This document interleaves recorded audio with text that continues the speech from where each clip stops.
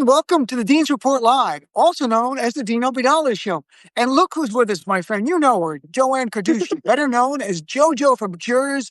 She's a social media star. She has a Substack, which I know everyone already subscribes to. If you don't, please do. It's jojofromjerz.substack.com. You're here on Stephanie Miller's show all the time. And every now and then she comes on my show. So I'm glad. Jojo, nice to see you. Thanks so much for being here, my friend. Thank you, Dean. Nice to see you, too. You look like you got a little summer sun going on there. I do. I'm being half Sicilian and half Palestinian. I can get a suntan like walking across the street. My skin is designed for tanning. And I also lose it very quickly. It's literally the Mediterranean skin is resilient. So I get tan very fast and then I lose it really fast. I don't know why. Yeah, And I feel like I'm the same. I just said to my daughter, because we were down at the beach a couple days, like last week, and I was like, I feel like I've lost my tan already. Like it comes and goes just like that. But yeah, I mean, it's I half Lebanese, half Irish. So the Irish side is like, no, we don't want that. Thank you very much. We're good. the Irish side is trying to stop. Like, what are you doing? Yeah, You're Irish. Don't get tan. So exactly. look, you wrote an article earlier this week on Substack, and you're channeling the feeling of so many of us. Let's just enjoy MAGA eating each other alive during the Jeffrey Epstein things. The Jeffrey Epstein files themselves are very dark. It's evil. It's awful. Yeah. But watching MAGA just rip each other, and it continues, and they're attacking the MAGA movement and Donald Trump. So what is your take? Share a little, please. Well, I'll tell you what, anytime they are on the defense, we're winning, right? Anytime they're fighting with each other, it is a chance for us to reclaim the narrative. And anytime they're on their heels, it is a chance for the Democrats to go on offense. The Democrats should always be on offense because what we do often is we repeat their lies in trying to debunk them. So them being absolutely and utterly chaotic at the moment benefits democracy, period. But it has been absolutely fascinating to watch because this is homegrown. This isn't like we started this fire. I mean, we see the fire and we're adding fuel to it, which I think is smart, but this is 100% them going after their own, born of their own. And they can't even decide like how to make 2 + 2 = 6 or 5, because it certainly doesn't equal 4, but they can't even agree on. This is the problem when everything is built on a delusion and a lie, and you dismantle some cornerstone of that lie, the whole thing comes crashing down. And that's exactly what they're experiencing right now. And none of it makes any sense. It's a cover up on top of a cover up on top of it's a Russian nesting doll of lies and conspiracy theories and cover-ups. It is fascinating nonetheless. It is, and it's interesting that Trump went to his old playbook, right? It's a hoax. Yeah. That doesn't work when you're the one that told us the hoax was real. You told everyone, Don Benigno, Dummy Dan, whatever his name is, and Kash Patel, and even J.D. Vance. Yeah. You can't create the whole narrative and then go, oh, you really want this stuff? It's a hoax. I was kidding. The whole thing's BS. That doesn't work for him. And I think that's why he's panicking. I mean, he actually lashed out against his own base in writing, calling them stupid and foolish for believing the Democratic hoax, and then calling them weaklings in the White House. And I mean, to you, does that sum up a level of desperation and a loss of control that Donald Trump's not used to when talking about issues and talking to his base? Because they're not buying it. They're not believing it. No, because what the normal playbook, to your point, has always been is if he tells them to move on from something, they move on. The press moves on, but certainly the cult moves on. And while I think it's important to note that some of the big, influencers on that side are really struggling with this. Nick Fuentes flipped out, whatever. I mean, he's a Nazi and a terrible person. And by the way, a lot of these are some of the worst people on the planet. I do wonder, because I am hearing from people on the ground in red areas who, interact with the rank and file MAGA person.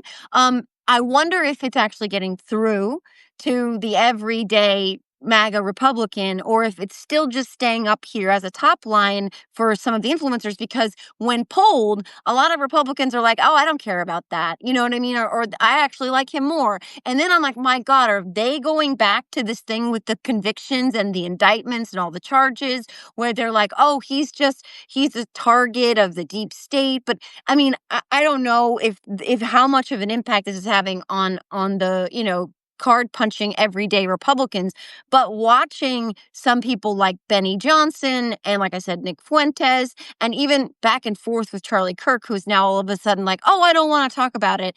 It is, I mean, again, I can't stress this enough. Them being unraveled helps all of us, because then they can't do the really damaging messaging. And on top of everything, we can't also forget that they just passed not one, but two bills that are really, really bad for our country, the Reconciliation Bill and the Rescissions Act. These two bills are terrible for our national security, our health and welfare, and for a lot of tens of millions of Trump voters too. So, like, I want to just caution, while we talk about this, it is incredibly important that we chew gum, right? Walk and chew gum at the same time. We have to talk about all of this because this is all about corruption. But we also have to talk about the stuff that they've been able to accomplish while we're kind of looking at the shiny objects over there.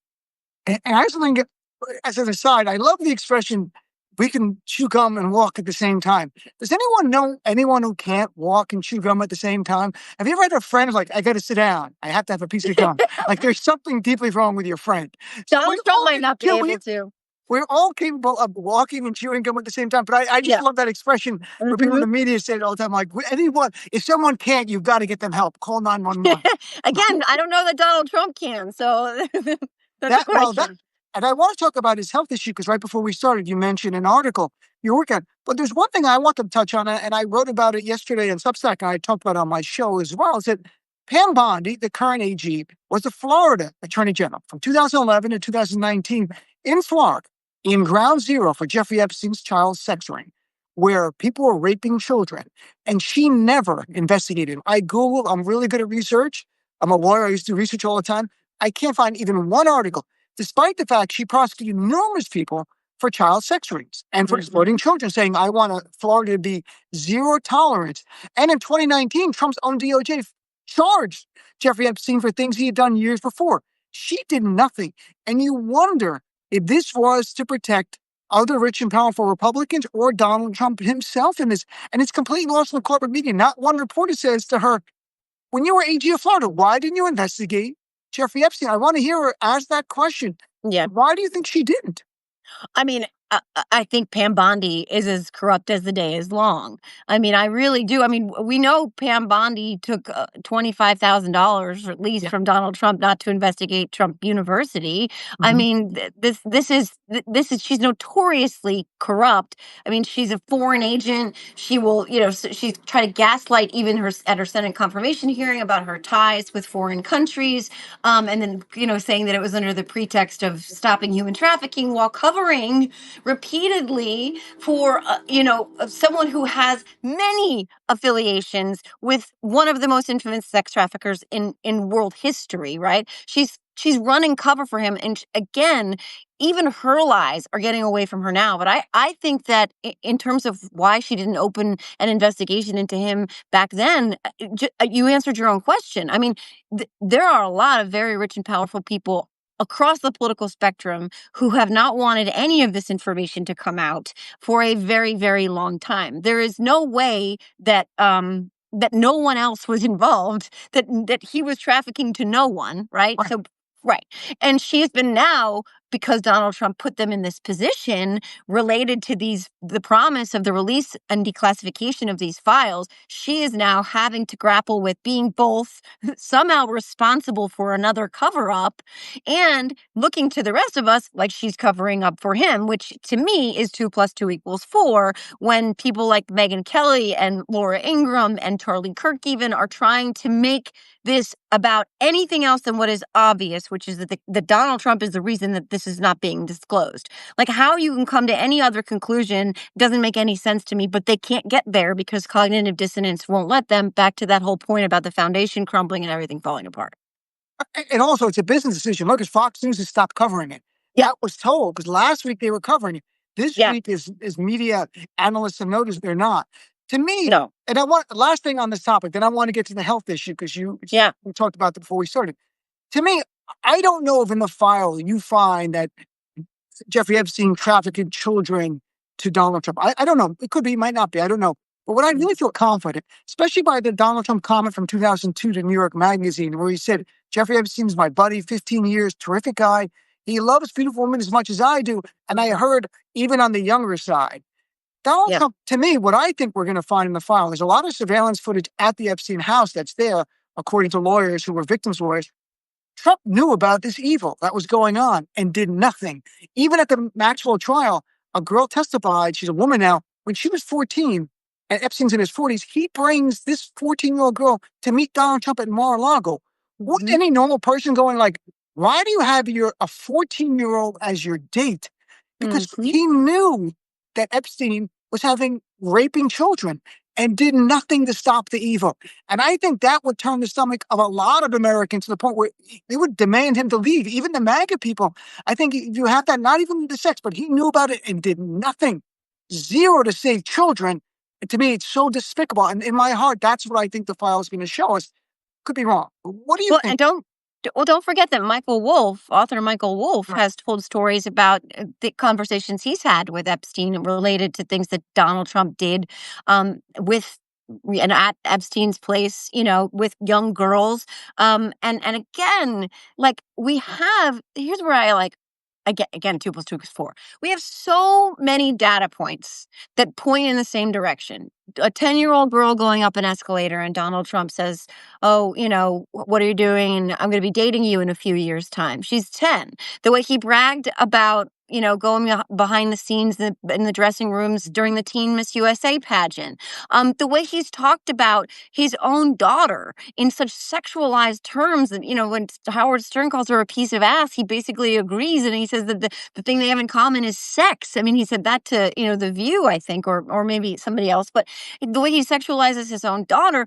Also, we're talking about somebody who has bragged, whether it was locker room talk or not. We've set that aside because it's not, who bragged about sexually assaulting women and has been adjudicated and found liable of sexually abusing E. Jean Carroll. Like, we have so many data points plus unsealed court documents related to Epstein, in which 2 witnesses describe him forcing them to have sex with each other when they were about 12 or 13 years old. So, they're trying so hard to fit a round peg in a square hole to make it that it doesn't implicate Donald Trump when that's the only thing that makes sense. I don't know what's in files, if there are files, if there's a client list, what's there.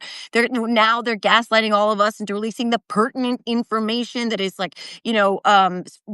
testimony that they really can't unseal, but it's all kabuki theater, and it's all designed to distract from the distraction, which is that he's underwater on everything. But also, this is important and he can't run away from it. He really wants people to stop talking about it, and they're just not going to.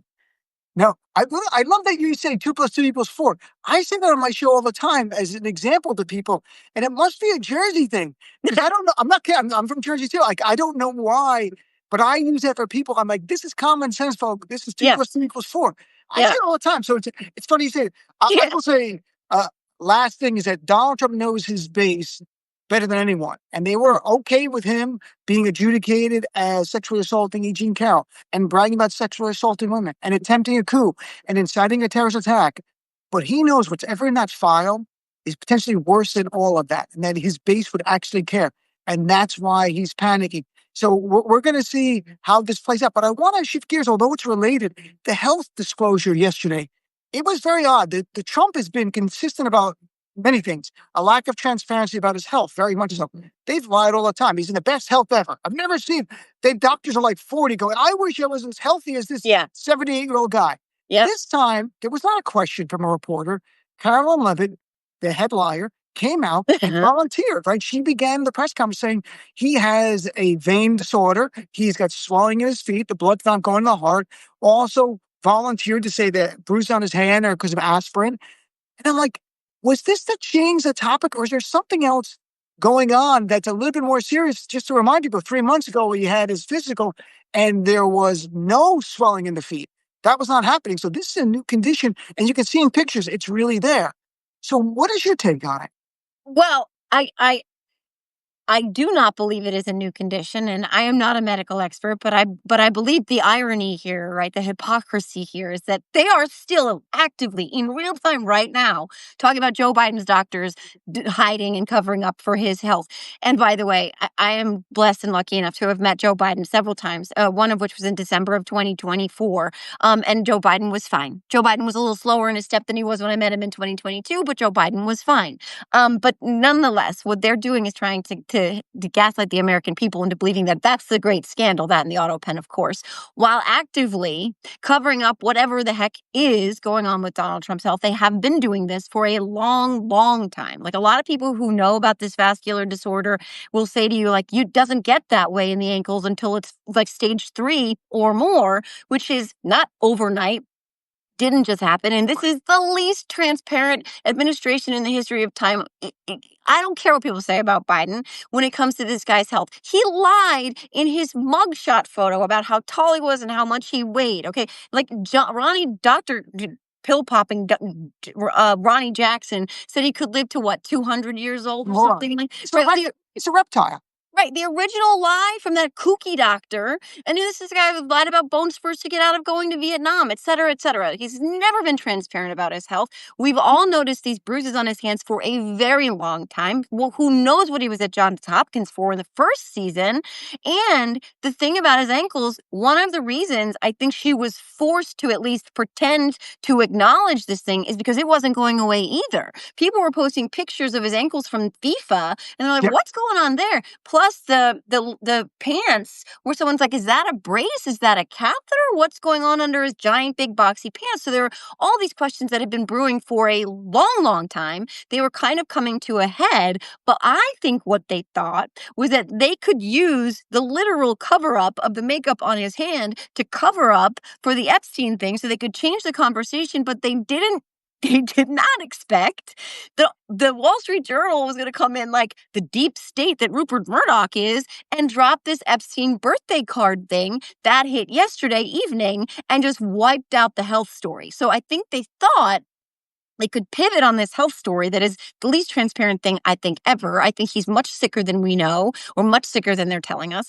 But they backfired because now we're talking about the birthday card and his health and how they covered up all of this, right? It's just more lies on top of lies. It is. And I listened today to a cardiologist, the head of cardiology at George Washington University, who said that the baby aspirin pill, and it's a baby aspirin that we give people for cardiology issues, people over 50 all the time, doctors say, start taking it. You're not going to get a bruise on your hand from that.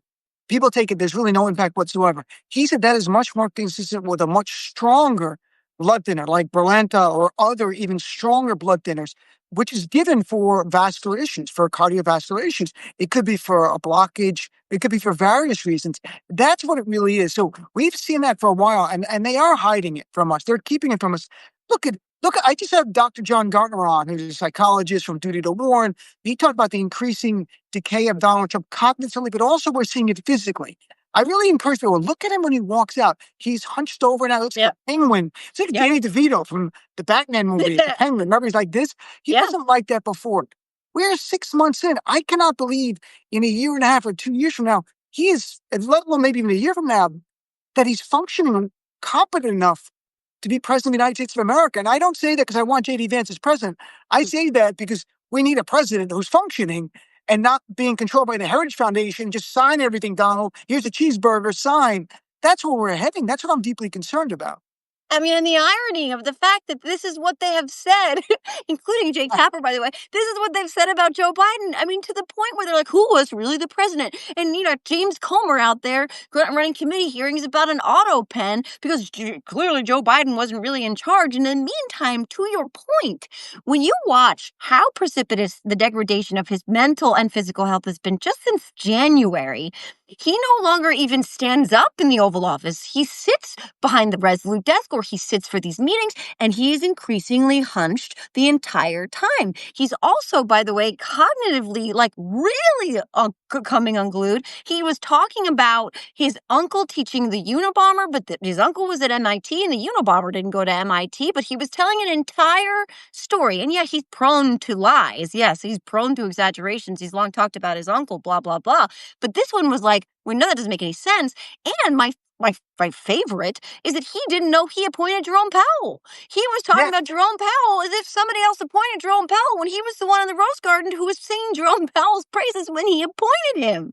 Like, these are signs of real problems. And I like they were talking about Joe Biden like it was the greatest scandal in the history of time, and we're watching this unfold right before our eyes. And I feel like the media is slow to getting up to speed on really recognizing what's happening. Well, I was going to ask you, is it the corporate media is afraid to lose access? Because he'll throw them out. The White House, he might punish them. Look, he's openly went after CBS, ABC, and everything. Or is it complicity? Is there some of the corporate media executives that say, don't cover this? Because look, they're seeing what we see, and they see it every day, all the time. Yeah. And they should be writing stories about what's going on with Trump. And I do think there's a fear factor that's really there this time that wasn't there before. He will sign an executive order right in front of them targeting their parent company, and they could lose their job in a second. So I wonder what it is that keeping corporate media from reporting on this. And I think all of us listening, all of us engaged, should be talking about this. We've got to bring it up. I don't like Trump in any way, despise the man, to be blunt, but you need a president who knows what's going on. Why do you think corporate media is not covering this? I mean, I think it's a profit thing at the end of the day. I think Donald Trump has always equal dollars for corporate media, but I think also what you see increasingly with independent media, with content creators, et cetera, is that they're not beholden to these, overlords of corporate media that will tell them you can't talk about this or you can't talk about this way, or you need to look, unbiased. You need to make sure that you present these things equally when it's like, trying to make a false equivalency between a hand grenade and a banana. But these are some of the issues. I think at the end of the day, largely when it comes to legacy media, unfortunately, there's a lot of fear, but there's a lot of greed. And when you take those two things, like you look at CBS and you see the intersection of fear and greed, and it ends up in them settling a lawsuit and giving him tens of millions of dollars, and in firing Stephen Colbert, because you can argue all day long that was about ratings, but we all know, like, nobody was born yesterday. This is not about ratings. This is about the fact that he spoke out. First of all, he speaks out all the time against Trump, but also spoke out against this merger. And CBS is doing what Timothy Snyder warned. Number one rule on tyranny is, do not obey in advance. And CBS and ABC started this, by the way. ABC started it with Stephanopoulos. And once you start this bending over, this capitulation, it's going to keep going. It's going to keep sliding downward. And I think for corporate media, one of the reasons that they're really struggling right now with viewership is because people don't trust them. And I don't want to slander a lot of great journalists out there who are doing incredible work, but some of their parent companies are really not meeting the moment at all. Yeah, and to me, when I speak of corporate media, I don't mean the journalists, unless I say their name. I mean the executives. I mean the guys who are there. They want to make the shareholder price, the shares go up, and because they get bonuses. And with this deal, when they got rid of Colbert, think about it. They didn't have to do it now. It's in May. They could have announced when this season began. The new season begins in TV in September. Yep. They did it now for a reason. And one was, I think, because of Colbert saying on Monday, slamming that it's bribery. And look, the whole Skydance Paramount merger is being considered by Donald Trump right now. Paramount is the parent company of CBS. They're like, we're going to give you a gift, Donald Trump, to approve our merger. We're going to get rid of Stephen Colbert, who you've long hated. And today, Donald Trump, of course, took a victory lap and said, Jimmy Kimmel's next. That kind of garbage. We have a president of the United States who takes a moment out to celebrate the firing of a comedian who's actually fulfilling his contract. He's not being fired his last year in the contract. And then calling for another comedian to be fired. And that's where we are in the United States of America in 2025. Yeah. This is unreal. It's all about retribution with him. It always has been, right? Because he's a malignant narcissist, and when he is wounded, it's like a mortal wound to his soul, and he carries all of that with him always. So whenever he has an opportunity to exact his revenge or retribution on anyone who's harmed him, I mean, look, he's trying to go after Adam Schiff like legally right now. Yeah. This is why Stephanopoulos has long been on his list too, and this is why we need We need integrity in these spaces. This is why those law firms should not have capitulated. This is why none of the universities should have capitulated. This is why ABC should not have capitulated, and nor should CBS.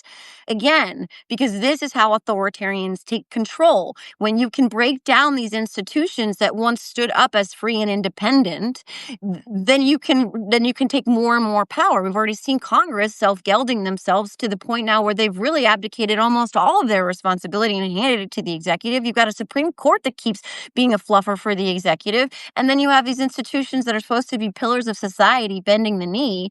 They cannot do it. That's why what Harvard is doing and standing up is the right thing. That's the right course of action, and we need more networks to do that in media. They won't, but. Did you say self-gilding? That's an amazing term. I mean, that's like, that's very, no, I think it's great. That's the nice way I ever say said it. self-gilding on my radio show or on my Substack Lives ever before. So before I let you go, JoJo. I have a much naughtier way of saying that, but for you, I said it nice. No, that's fine. No, you can say what you want. Come on. Well, normally, often. Are you kidding me? I either say punching themselves in the dick. You do. Yeah, because that's what they're doing. Self-gelding is my fancy way of saying punching themselves in the dick. Because that's a snooty upper part of New Jersey, upper Saddle River type of way. When you're like up there with the rich people, you say self-gilding. But when you're with us, like in Lodi, New Jersey, they punch themselves in the dick. Exactly. You know, right. Before I let you go, JoJo, where can people follow you? Where do you want them to follow your great work? Oh, well, thank you so much. Everybody who does follow me on Substack knows how much I cherish this community. And my Are You Effing Kidding Me Substack is my baby. I have an essay that is very close to being finished. I'm working on picking a song because I always end my essays with a song that kind of matches the essay. So I need a song that, if anybody has a suggestion, I need a song that's about lies inside of lies because the Substack is about his health revelations and the fact that he's trying to distract from all the Epstein stuff. So Are You Effing Kidding Me Substack. You can follow me. I have a brand new podcast called Sanish. This week, my God, Dean, this week, I started the week I had Jared Moskowitz this week. I had Senator King this week. I had Jamie Raskin this week. It was a crazy, crazy week. I was like, what is happening? So this week was wild. And so you can find me on my Sanish podcast, which is everywhere you get podcasts. And of course, all over socials where I'm, punching some trolls. By the way, real fast. Are you on Twitter anymore, or did you leave? I just post stuff and I leave. I don't engage with anyone. I only engage on Blue Sky and sometimes Threads. Have you ever heard of this AI tool that Elon created called Grok? Sure. The anti-Semitic, Hitler-loving Grok, yes. Right. So Grok is a hot mess, but the MAGA trolls thinking that Grok is now one of them and like a Nazi. It's an AI tool, but they think it's a person.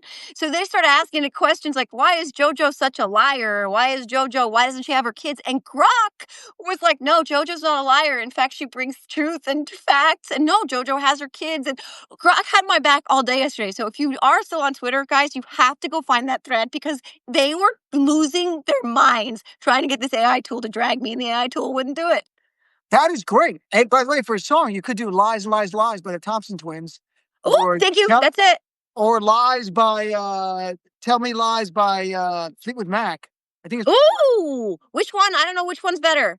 Lies, Lies, Lies is fun. Lies, Lies, Lies. Yeah. I like the Thompson Twins. Lies, Lies, Lies, Lies. Yeah. Very good. All right, JoJo, nice seeing you. Thanks everyone for tuning in. Have a great weekend, everyone. I look forward to chatting with you in the future. Take care, my friend. Thanks, guys.